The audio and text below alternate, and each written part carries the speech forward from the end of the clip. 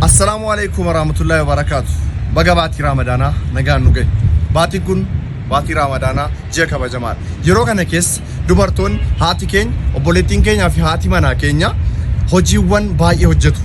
Yeroo ammaa kana guyyaa ribarraa akkuma ka'aniin meeshaa galgala itti faxarame dhiqanii san booda faxirii hojjechaa oolu. Faxirii hojjechaa oolanii faxirii sana erga nu faxarsiisaniin booda keessummaa yoo dhufe keessummaa sana kaddamaatuma hojii mana keessaa tokko tokko hojjetu. Sana booda xiqqoo hanga bari'utti rafanii osoo sa'aatiin suuriin ga'e ka'anii suurii ho'isanii irribarraa yoo namni rafee jiraate warra dhiiraa kaasanii dammaqsanii suurii nyaachisu. Sana booda deebi'anii hin rafan. Meeshaa mana keessaa osuma dhiqanuu osuma olii gadi fiiganuu sa'aatiin fatiriitti ga'a. Bifuma sanaan ji'a tokko guutuu haala kanaan dabarsu. Nuti warri dhiiraa akkamiin isaan gargaaraadha. An ofiin gaafan, atos of gaafan, hundumti keenya of haa gaafan. Kana waa malee hin jennu. Innan jechuu barbaade dubartoonni baay'een kan ilmaan yatiima guddisan kan jireenyi itti ulfaatee qaala'insi jireenyaa itti ulfaatee haadhaaf abbaa manaadhuma waliin osoo jiranuu immoo jireenya kana mo'achuu dadhabanii kan karaatti ba'an baay'ee isaanii jiru. Ani firiyaan koo Abdusalaam Warquu magaalaa keessa deemnee namoota daandii cinaa ta'anii shunkurtaaf timaatimii wantoota garaagaraa hojii humnaa dabalatee warra hojjetan ilaallee guyyaatti gammachiisnudha. Inshaallah rabbi nu haa milkeessu. Kana goonee isin agarsiifna. Nu faana bu'aa.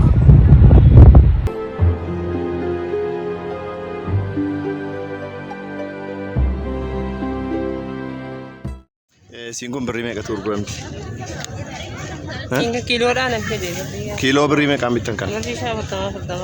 Shunkurtii kana meeqaan gurgurtu laasa kana? Kudhanii? Okay. Amma Ramadaan maal fakkaatame? Ramadaan bareeda alhamdulillah rabbil alamin. Ijoollee qabdu. Yaaduma jaa qabaatanii as keessa kaa'anii ijoollee ofiitii waan argatan godhanii geessu. Ijoollee meeqa qabdu sin? Ijoollee afuran qaba. As nagaddanii galtanii fatirii qopheessitu? Ijoolleen koo as na gargaaru. Innaa jiran galeessis nan qopheessaa. Okay, amma guyyaatti meeqa nagaddanii ooltama guyyaa guutuu? Maa gabaan kun ogasumma nama itti jiru kana. Gabaaruma kana uuman argadhe birrii 20-30 soon argadhe. Tirfii jechuun buutee birrii meeqa argattu amma? Buutee la adda baase yoo kanumarraa birrii 10-20 argadhe.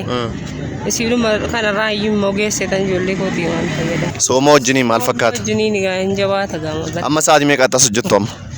Amma sa'aatii meeqatti? Sa'aatii 10-11 fayyoo hojjedhee galeessan immoo ijoolleen koo jiraatanii hojjetan fatarii hojjedhaa yoo immoo hin jiraanne immoo fatarichatan tana qodaa sabasabeen gala. Egaa nuti har'a amma gaasin guyyaa guutuu as oolee hanga galgalaatti indoo fi tirfii walumaa gala birrii 300 feen argadhee galattan miti. Nuti tamirii kana lama sinii kennina. Galtanii immoo akkasin fatarii hojjettattanuufi qarshii 500 sinii kennina jechuudha. Galtanii fatarii hojjetattu jechuudha gizeedhaan asii kaatanii. Isi bakka amma nagadattan nagadadhaati. Amma nagadattan nagadadhaati. Sa'aatiin amma ruubiyaan 17 galaatii fatarii keessan hojjetadha. Du'aa immoo nu godha. Rabbiin khairii jezaa khairidhaan waan isin asamne tokko rabbiin isin fedhan. Rabbiin muraadaan isin ga'u. Ani ndasamne laa kana waan isin bitan kana bitachuu dhuftanisee isin immoo waan isin asamne tokko rabbiin khairii isin sabii. Ayyi Ramadaan Kariim እንግዲህ Ramadaan gaarii isin haa ta'u. Amiin isin fedhan. Ayyi እሺ nagaatti.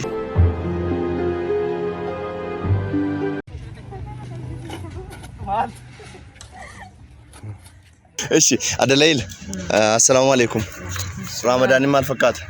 Bareedaadha maashaallah. Asuma ooltu yoo sa'aatii meeqatti jalqabdan hojii isa kana? Lama Amma tokko. እሺ kana lama taatanii kaafeedhaan wal gurtu? Birrii meeqaan hojjettu? Birriin 120 badaa miti. 120 sa'aatii lamatti galtanii meeqatti baatu? Tokko. Ati maqaan keenya? Kerii. Akkam Ramadaanii? Bareedduu sitti maashaallah. Okay. Isinis qixxeenuma isinii kaffalamaa lamaan keessanii? 120. Asii galtee fatirii hojjettaati? Akkasuma akkasuma. Ijoollee qabdaa? Ijoollee lama waan qabu na biran jiran. Okay, abbaan manaan kee jira? Hojiidhaaf bakka biraa deemee jira. Hojiinumas akkasii hojjetaa? Akkasii? Atoo bultii qabdaa? Obboleessa biran ta'a. Obboleessa kee bira moo? Okay. Fatirii asii galtee hojjettaati? Birrii dhibbaaf digdamaa si argattuun waa bittee galtaa? Kamaan kun are. Ati hoo? Kasuma. Dhibbaaf digdamni kun taadhaa ammaa asii galtee faxirii 11 baataa asii? Asii baatee maal hojjetamee natti hime? Wuma jiru bakka wuma sa'aatiitti qaqqabe. Faxirii? Wuma sa'aatiitti qaqqabe. Dhibbaaf digdamni garuu si gaa jireenya waddadee jiraama. Ngoo wanti godhamu jiru mircaan qabnu gaa bakka maal goona shi. Ittiin faxartu galtanii. Kiiloo lama jechaadha. Atis. Eshi? Guddaan siniif kennama. Eshi. Jazaan keessan jennataa isiniin haadha. Tamirii qofa sinii kennuu immoo barbaaduan. Waan biraa dhibbaaf digdama argattu miti. Ani immoo birrii 400 sinii kenna. Rabbiin rahmata boo isa daangaan qabne si kenna. Amiin. Isa daangaan qabne. Ilaa kun 400 kan keeti. Isa daangaan qabne. 400 kan keeti shi. Hojii keessan jabaadhaa hojjedhaati. Yeroodhaan yoo sinii eeyyamani waan faxirii galaa hojjetadhaa shi. Gammadeettaa? Wallaahi gammadee rabbiin sirraa haa jaallatu. Rabbiin sirraa haa jaallatu maasha Allah. Atoo gammadeettaa? Ishi gammadeera maasha Allah. Gammadeettaa? Ishi jabaadhaa. Rabbiin sirraa haa jaallatu. Yeroodhaan galaa shi.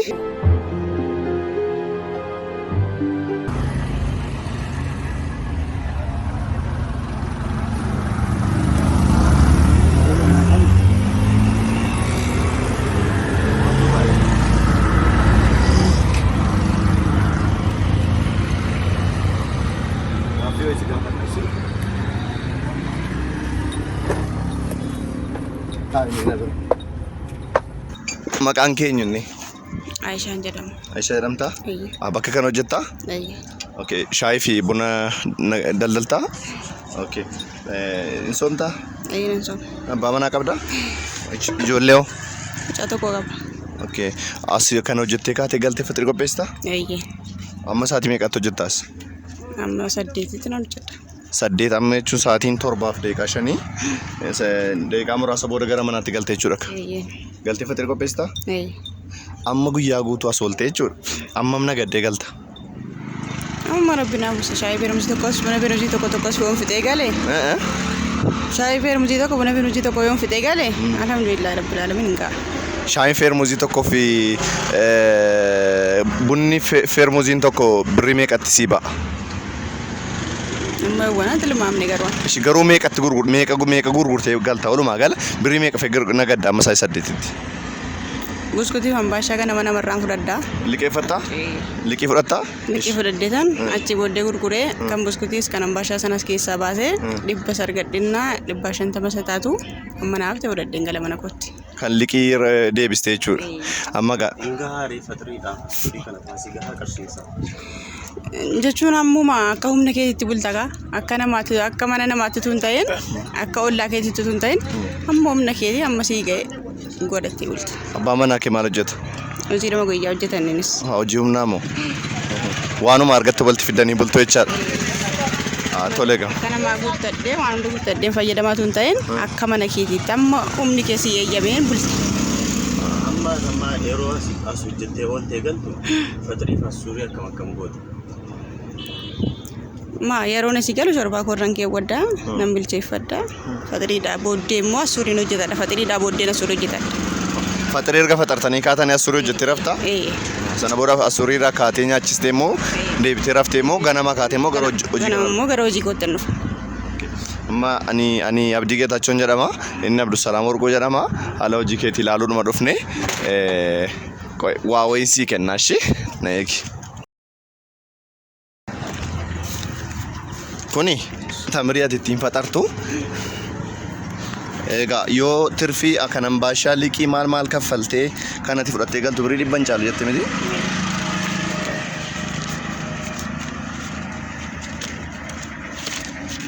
Ani immoo meeqa sii kennina beektaa?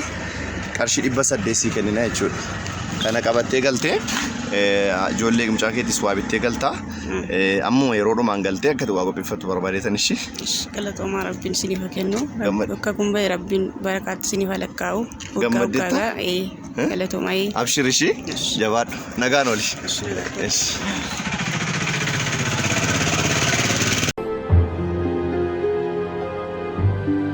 Ramadan akkam mama? Qullubbii adiin kun asiin kun meeqa laa? Birrii 2. Asiin kun birrii 2? Birrii 2. Ishi kan makachuu birrii lama jechuun tokko lama sadii afur shan ja'a torba saddeet sagal kudha sadii jechuun kudha sadii baay'isuu birrii 26 jechuudha kun. 26 miti. Birrii 22. Birrii 22 tokkoon si. Lamman kuni sila miriqaatee irratti kennama. Kun 20. Birrii 20. Kun birrii 20 tokko. Kun irra sinii bubu'ama. Akkasii. Meeqatti nagaddanii ooltu gaara? Birrii 2. Akka walii galaatti birrii meeqa fa'ii nagaddanii ooltu? Ilaa wootee birrii 8. Ishi amma fakkeenyaaf akka walii galaatti kun meeqatti gurgurtama isinirraan bitaa meeqatti gurgurtu kan? 2. Jechuun birrii 2. Tokko lama sadii afur shan ja'a torba saddeet sagal kudhan birrii 20 natti gurgurtu amma kan? 2 sila argida tokko jedhu 2 jedhu sadii jedhu afur jedhu shan jedhu ja'a jedhu torba jedhu saddeet jedhu ishi saddeet jedhu sagal jedhu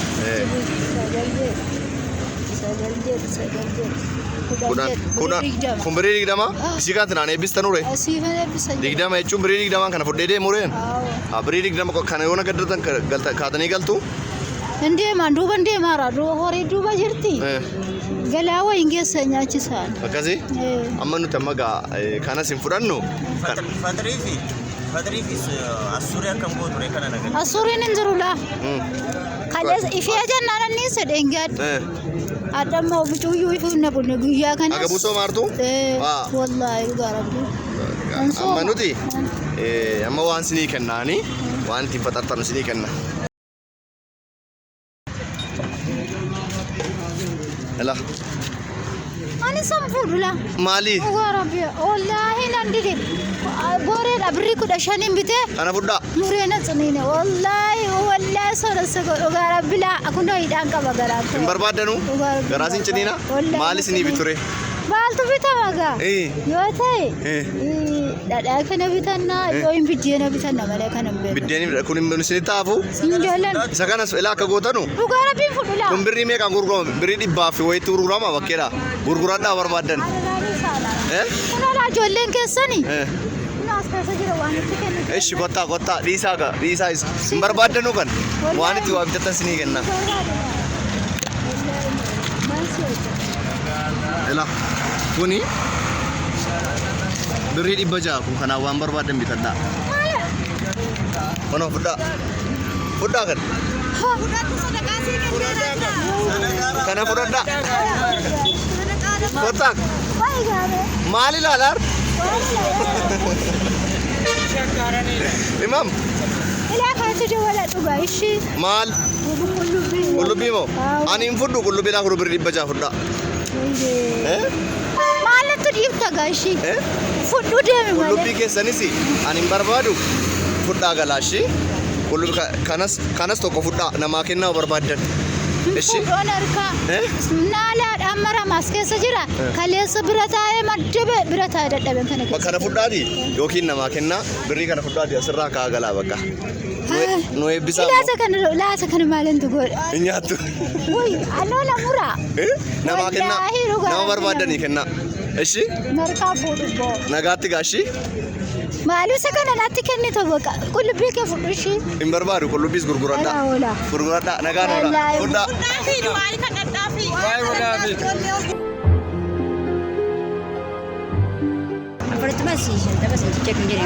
Jechuun walumaa gala qarshii meeqa hojjettee galta? 50 argannee galanu. Birriinuma 50? Wallaahi sana sun jechuun maal goona gaashee. 50 sana mee maal Maa tokko laa zayitiinis tabartuun birrii 35 25 hin bitan. Waa tokko hin jiru. Kan biraa midhaanoo shimaali. Waa midhaan wasa kuma keessaa bitadhe galma waan qabnu. Wallaahi? Wallaahi waan qabnu. Isa kana tamriidha tamrii 2 kiiloo 2 kan biraa immoo tarii waan ittiin bitattu meeqatti galeettasi? Laayi waa tokko jiru. Laakuni birrii 500 ishii kanaan immoo waan barbaade bitadhuuti yeroodhaan galiiti faxirii kee qopheeffadhu ishii du'aayi moonuu godhe ammuma aduu kana keessaa ka'eeti galii faxirii kee qopheeffadhu ishii nagaatti abshir ishii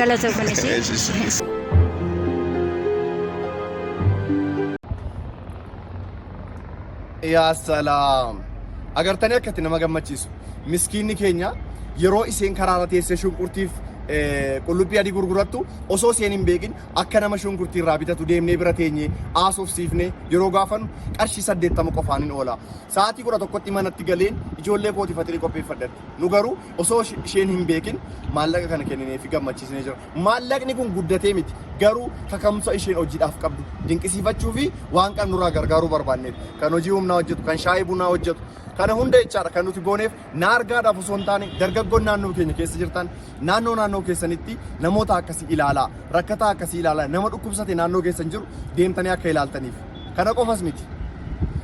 Guyyoota Ramadaan isheen guyyaa muraasa dura waan goone quba qabdu hundumti keessan. Guyyaa muraasa booda inshallah yoo Rabbi nu gargaare qaama miidhamtootaa fi namoota dhukkubsatanii manatti hafaniif midhaan nyaataa, zayita, sukkaaraa fi wantoota garaagaraa qooduuf karoorfannee jira. Isinoo irratti hirmaattu yoo fedhii qabaattan karaa keessoo nu dubbisuu dandeessu. Lakkoofsi bilbilaa keenya asitti barreeffamee jira. Galatoomaa ulfaadhaa irra deebi'ee Ramadaan Kariim.